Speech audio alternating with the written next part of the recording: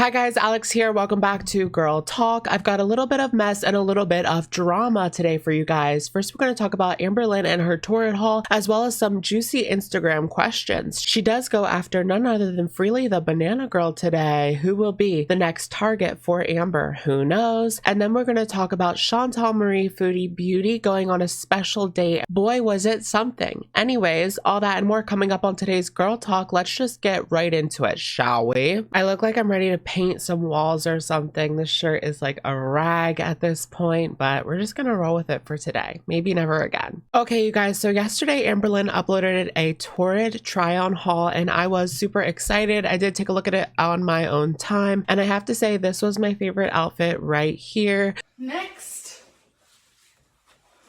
I love how this fits.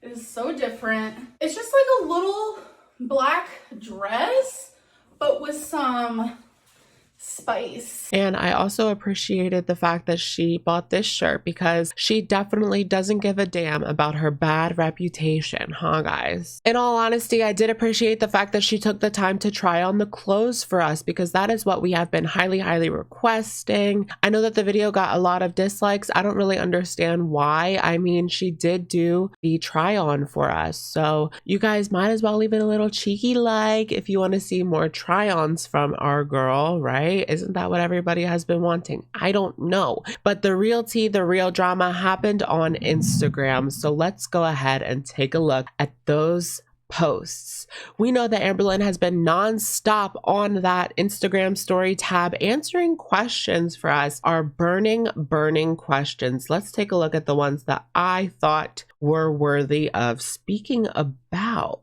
Amberlynn gave us a little bit of a glimpse at her time during high school. Somebody asked, "Were you good in school? I'm struggling a lot right now." And Amberlynn said, "Not always." In junior high is when I started rebelling. So Amber was a rebellious teenager. We have all been there. I feel like I didn't start rebelling until like 11th grade maybe, but I still squeaked by. I was one of those people that was just so smart up here that I was able to squeak by with like a B+ in everything without studying. I know I could have gotten like straight A's if I really wanted to, but I was just not about that life. I also forced them to put me in reduced activity gym, but we're not going to talk about that. Those are dark times. So Amberlynn says, I had a GPA of almost 0. She must have been skipping a lot. I had IHS, which I guess is like ISS a lot in school suspension. Once I got into high school, it all went downhill. I started smoking weed and drinking. I would ditch school or just come to school high. I got detention, suspension, and then eventually expelled. Wow, I didn't expect Amberlynn to be such a badass. I was going through a lot outside of school. That's understandable.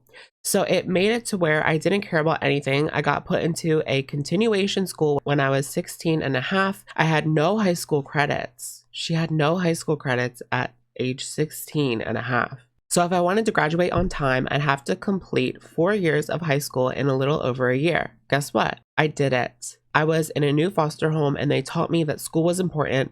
I was able to walk across the stage with the people I grew up with. It all came full circle. To make it even better, I was the first person to graduate high school in my family. So I have to say this was a bit of an inspirational story for me. Amberlynn, it all worked out in the end when she put the work in. I've always said this and I continue to say this, that I think Amberlynn's story is inspirational. It's just a shame that we are where we are as far as the weight loss journey. I feel like if she was able to get that weight off, her story would be on Ellen. Okay, maybe not Ellen. I kind of forgot about the scandals. A foster home to YouTube royalty. I mean, the story just writes itself. It's just a shame that we are where we are. But a girl can dream. Honestly, I would be living for TLC's 1,000-pound wedding, not gonna lie. Next, our girl decides to go against Freely the Banana Girl, the iconic vegan queen here on YouTube. Okay, Freely coming in a little hard with the title. Can't say that she was wrong though, huh? I don't know. I haven't watched her in a very long time. I feel like she's kind of fell off,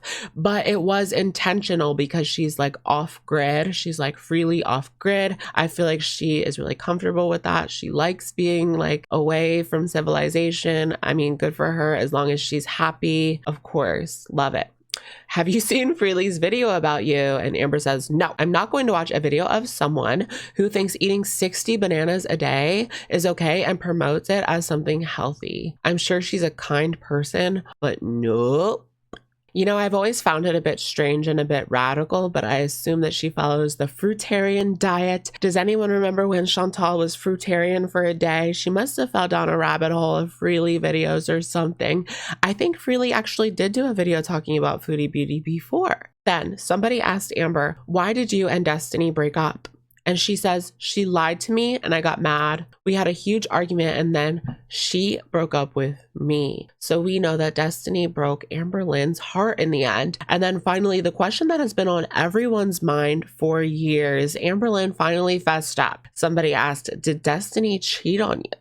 And Amber Lynn says, emotionally, yes. She did cheat on me. So we know that Destiny moved on very quickly with Dana, and Amber Lynn was not very happy about it. That is how we got the infamous Valentine's Day live. My kadungadung is kadungadung. Yeah, Dana's cute in the photo. Get Drunk with Me, where she guzzled down an entire bottle of wine and talked about how she was so much prettier than Dana.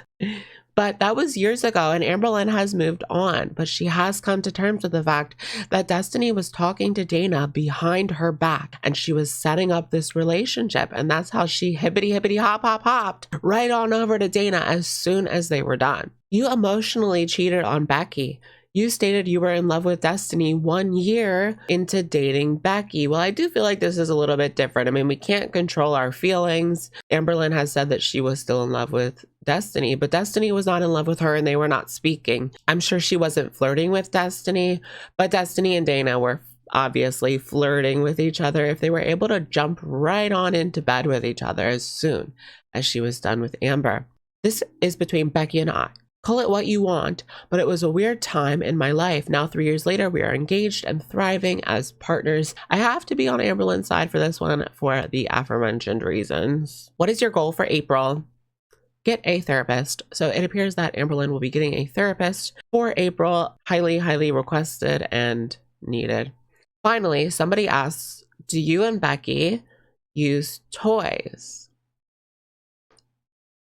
And Amber Lynn says yes. Okay.